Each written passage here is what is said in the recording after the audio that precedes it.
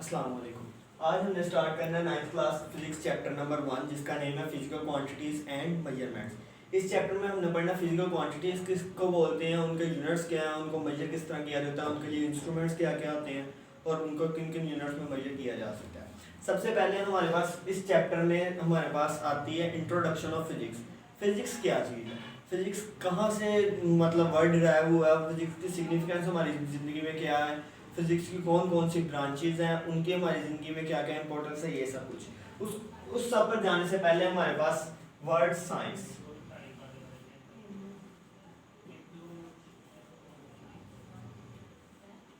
Physics एक science की branch है। अब साइंस क्या है, साइंस दो चीज़ों पर डिपेंड करती है। First one is called observation,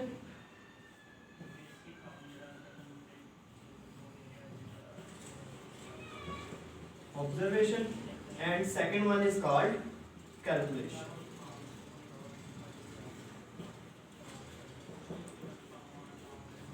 what is the difference between observation and calculation?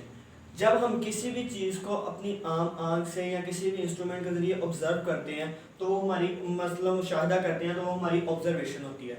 Let's for instance मतलब एग्जांपल लेते हैं कि हम जा रहे हैं, रोड पर खड़े हुए हैं, हम देखते हैं कि दो बाइक्स या दो कार्स गुजर रही हैं, हमारे सामने से गुजर रही हैं। हम उनको ऑब्जर्व करते हैं कि कौन सी कार स्पीड में ज़्यादा तेज़ थी और कौन सी कम थी, या कौन सी स्लो थी या कौन सी तेज़ थी, ये सब कुछ हम ऑब्जर्व करते हैं। बट अगर हम इसी ऑब्जर्वेशन को कैलकुलेशन में लेकर चले जाएं, मतलब हम चले जाते हैं, हम जाकर उन कार्स को देखते हैं अंदर से कि उनकी स्पीड कितनी थी, किसकी स्पीड ज़्यादा थी और किसकी स्पीड कम थी, तो वो हमारी कैलकुलेशन आ जाएंगी या एक्सपेरिमेंटेशन आ जाएंगी। Experimentation, third word is experimentation.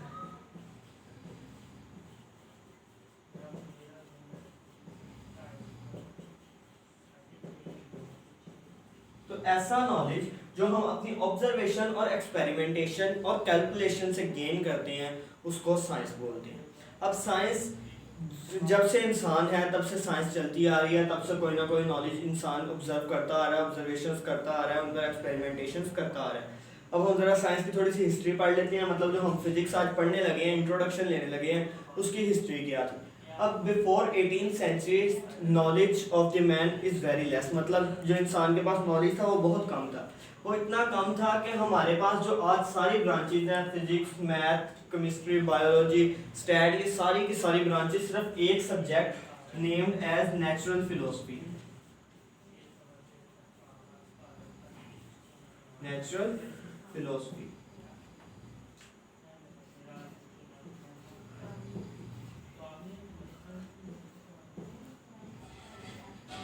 एक ही बुक थी नेचुरल फिलोसफी जिसके अंदर हम सारी की सारी साइंस की ब्रांचेस को एक साथ ही पढ़ते थे।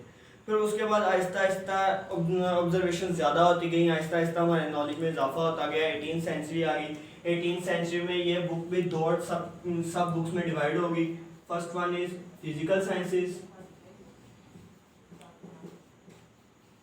And second one is biological sciences.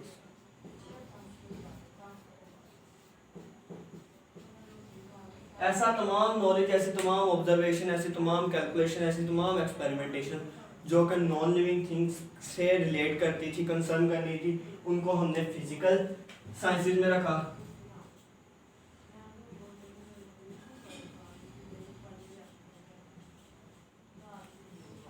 और ऐसे तमाम चीज़ें जो कि हमारे पास लिविंग थिंग से कंसर्न करती थी, उनको हमने बायोलॉजिकल साइंसेज में रखा। जस्ट लाइक हमारे पास ये बोर्ड है, वाइट बोर्ड है, अगर हम इस पर ऑब्जर्वेशन करते हैं, इसकी लेंथ देखते हैं, इसकी वेट देखते हैं, इसकी डायमेंशन सारे को चेक करते हैं, तो वो सारे के सारे हमारी फिजिकल साइंसेज में आएगा। और अगर हम इंसान मतलब मैं और आप या किसी भी जानदार चीज़ के बारे में बात करते हैं तो वो सारा का सारा हमारे पास बायोलॉजिकल साइंसेज में आएगा। अब फिर 18th सेंचुरी में गुजर गई, 19th सेंचुरी में बहुत ज़्यादा इम्प्रूवमेंट हुई, इतनी ज़्यादा इम्प्रूवमेंट हुई कि हमें इन बुक्स को भी आगे फर्दर डिवाइड करना पड़ा और हमारे पास बहुत सारी books just like physics, chemistry, mathematics, statistics और ये सारी की सारी साइंस की ब्रांचेस सामने आए। अब इसमें सबसे इम्पोर्टेंट, तमाम साइंस की ब्रांचेस में सबसे इम्पोर्टेंट थिंग है हमारे पास, सबसे इम्पोर्टेंट सब्जेक्ट इज फिजिक्स।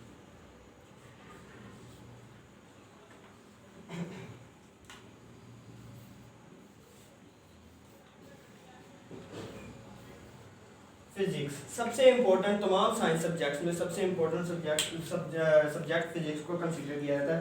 क्यों? क्योंकि हमारी ज़िंदगी का 70 to 80% 70 to 80% हमारी टेक्नोलॉजी फिजिक्स के लॉज पर बेस करती है। हमारे पास एलईडी बल्ब्स आ जाते हैं, हमारे पास मार्कर्स हैं, ये मैं यूज़ कर रहा हूँ, हमारे पास कंप्यूटर्स हैं, हमारे पास लैपटॉप्स हैं, हमारे पास मोबाइल फ़ोन्स हैं, उस तमाम के तमाम कहीं ना कहीं फिजिक्स के लॉज को यूज़ करके बनाए गए हैं, कहीं ना कहीं उनकी बेसिक्स में फिजिक्स के लॉज को यूज़ किया गया है। इसलिए इसकी सिग्निफिकेंस, इसकी इंपॉर्टेंस हमारी ज़िंदगी में बहुत है और इसे तमाम साइंस की ब्रांचेज में सबसे ज़्यादा इंपॉर्टेंस दी जाती है। अब फिजिक्स है क्या चीज़?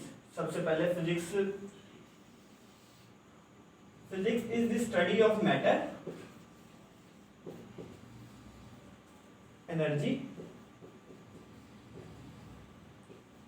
And their relationship. मैटर के बारे में अगर हम पढ़ते हैं, मतलब इसकी मेजरमेंट्स देखते हैं, इसकी डायमेंशन देखते हैं, कोई भी चीज़ मास देखनी है, वेट देखते हैं, वो सारा हमारा फिजिक्स में आता है। अगर किसी चीज़ की एनर्जी देखते हैं, उसके पास कितनी कुव्वत है, उसके पास कितनी एबिलिटी है वर्क करने की, तो वो हमारे पास फिजिक्स में आती है। अगर इन दोनों का आपस में रिलेशन देखते हैं, वो भी हमारे पास फिजिक्स में आता है।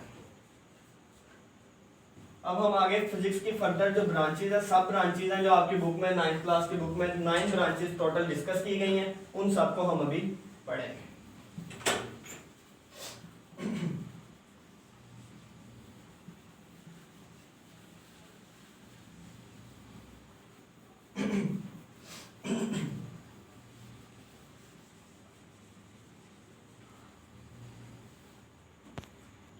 तो अब हम चलते हैं ब्रांचेज ऑफ फिजिक्स की तरफ। सबसे पहले ब्रांच है हमारे पास मैकेनिक्स।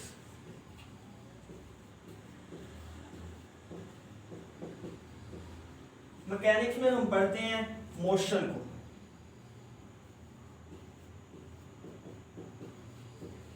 ऑब्जेक्ट्स की मोशन कैसी होती है? एक ऑब्जेक्ट है, वो यहाँ से लेकर वहां तक, जस्ट लाइक मैं हूँ, यहाँ से लेकर यहाँ तक मूव करता हूँ, तो मेरी मोशन कैसी थी? यूनिफॉर्म थी? मेरी मोशन यूनिफॉर्म नहीं थी?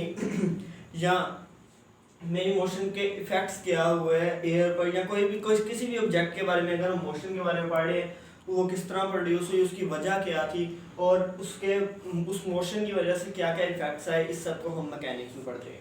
Second branch is heat physics.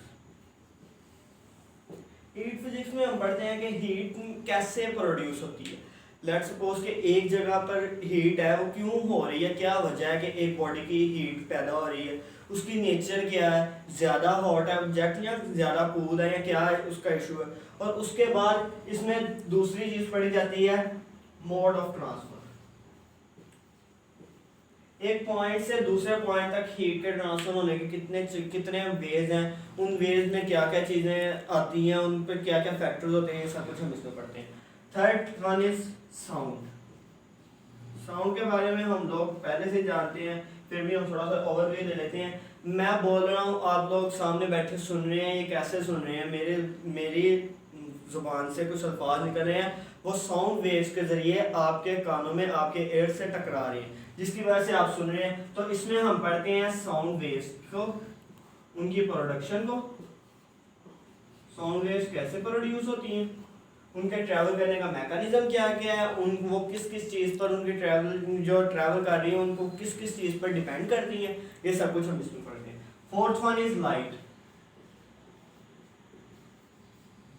Light में हम पढ़ते हैं कि लाइट के फिजिकल एस्पेक्ट्स क्या क्या हैं, उसमें हम पढ़ते हैं कि लाइट कैसे प्रोड्यूस होती है, लाइट कैसे ट्रैवल करती है, ये सारी चीज़ें। और सबसे बेसिक चीज़ हम इसमें पढ़ते हैं लाइट को, क्योंकि ऑप्टिक भी बोलते हैं, तो हम यहाँ पर लिख लेते हैं ऑप्टिकल इंस्ट्रूमेंट्स। ऑप्टिकल इंस्ट्रूमेंट्स हम कहाँ कहाँ यूज करते हैं? ऐसे ऑब्जेक्ट्स, ऐसे डिवाइसेस, ऐसे इंस्ट्रूमेंट्स जो लाइट की बेस पर चलते हैं, लाइट की बेस पर वर्किंग करते हैं, वो कहाँ कहाँ यूज हो रहे हैं, हम उनको कहाँ कहाँ यूज कर रहे हैं, कैसे कैसे यूज कर रहे हैं, ये सब कुछ हम लाइट फिजिक्स में पढ़ते हैं। उसके बाद आ जाते हैं हमारे पास इलेक्ट्रिसिटी एंड मैग्नेटिज्म, जिसको हम EMP भी बोलते हैं। इसमें हम डिस्कस करते हैं चार्जेस को, basic part of the matter. Basic part है कि चार्जेस, अब चार्जेस अगर रेस्ट पर होंगे तो उनकी क्या क्या प्रॉपर्टीज होंगी, मोशन में होंगे तो उनकी क्या क्या प्रॉपर्टीज होंगी, उनका मैग्नेटिक फील्ड के साथ, मैग्नेटिज्म के साथ क्या रिलेशन होगा, ये सब कुछ हम ईएमटी में पढ़ेंगे।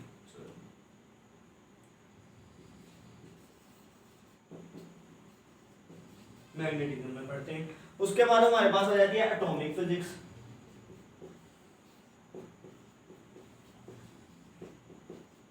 एटॉमिक फिजिक्स में हम पढ़ते हैं structure of atom, basic unit of anything is called atom. अब उसका स्ट्रक्चर क्या है, एटम स्ट्रक्चर क्या है, एटम का स्ट्रक्चर क्या है, वो सब कुछ हम इसमें पढ़ते हैं। एटम की प्रॉपर्टीज क्या है, उसके आउटर मोस्ट शेल में कितने इलेक्ट्रॉन हैं, ये सब कुछ हम इस फिजिक्स में पढ़ते हैं। Second one is nuclear physics.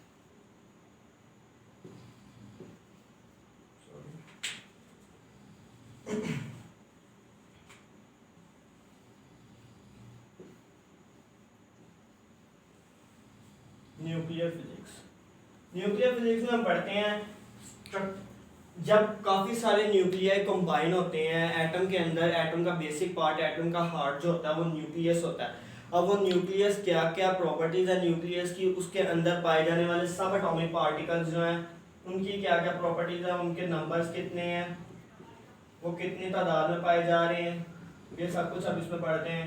उसके अलावा हम पढ़ते हैं उनका आपस में रिलेशन क्या है, ये सब कुछ पढ़ना है। उससे अगली ब्रांच है हमारे पास,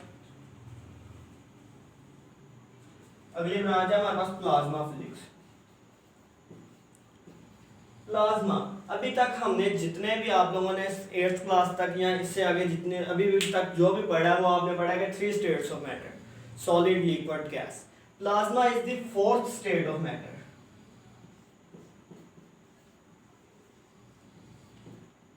फोर्थ स्टेट ऑफ मैटर, इसको ये भी बोला जाता है आयनिक स्टेट ऑफ मैटर। इसको आयनिक स्टेट इसलिए बोला जाता है क्योंकि हम इसको खुद प्रोड्यूस करवाते हैं ज्यादातर। ये इसकी प्रोडक्शन, इसकी प्रॉपर्टीज, इसके क्या क्या प्रॉपर्टीज होती हैं, वो सब कुछ हम प्लाज्मा फिजिक्स में पढ़ते हैं। Last one branch is geographic physics.